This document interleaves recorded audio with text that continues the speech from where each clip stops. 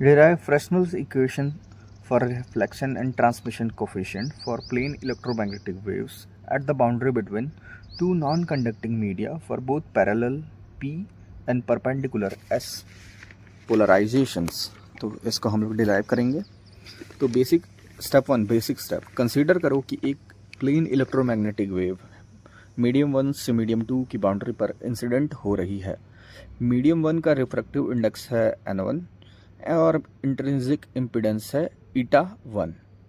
Then we have medium 2 का refractive index N2 and intrinsic impedance है eta 2।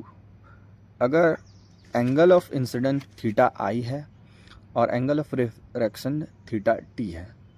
Step 2 Snell's law के according N1 sine theta I is equal to N2 sine theta T. यहाँ relation reflection and refraction derivation में use होगा। Part A perpendicular और S polarisation.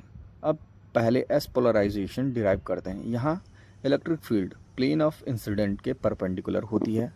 Boundary condition 1 tangential component of electric field continuous होता है, इसीलिए E I plus E R is equal to T E T.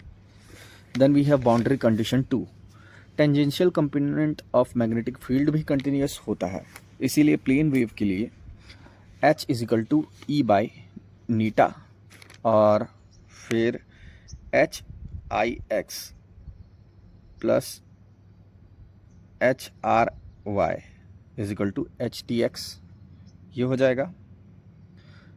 तो boundary conditions apply करने पर E I cos theta I minus E R cos theta I upon eta 1 is equal to E T cos theta T upon eta 2।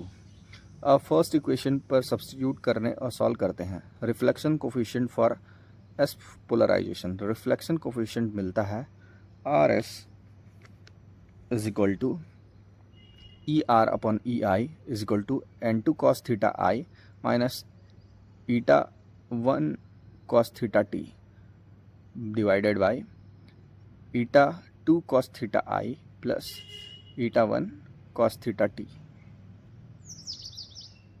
ये हो जाएगा। Transmission coefficient for S polarisation, transmission coefficient होगा T S is equal to E T upon E I is equal to 2 eta 2 cos theta I upon eta 2 cos theta I plus eta 1 cos theta T. ये S polarisation के Fresnel equations हैं। Parallel और P polarisation. अब P polarisation derive करते हैं। यहाँ electric field plane of incidence के parallel होती है। बाउंड्री कंडीशंस मिलेगी इलेक्ट्रिक फील्ड कंटिन्यूटी से E I plus E R is equal to E T. Magnetic field continuity apply करने पर मिलेगा हम लोग को H I plus H R is equal to H T.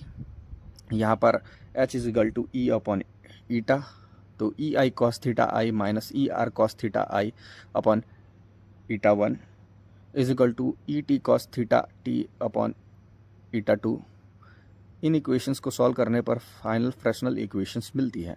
Reflection coefficient for P polarisation R P is equal to E R by E I is equal to eta 2 cos theta T minus eta 1 cos theta 1 upon eta 2 cos theta 2 plus eta 1 cos theta I.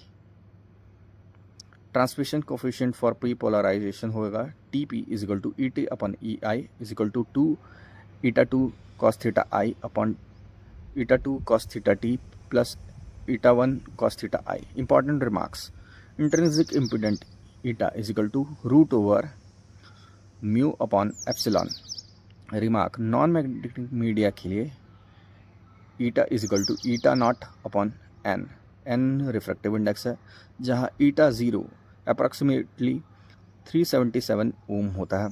Special case normal incidence पर theta I equals 0 होता है, तब R S is equal to R P is equal to eta 2 minus eta 1 upon eta 2 plus eta 1।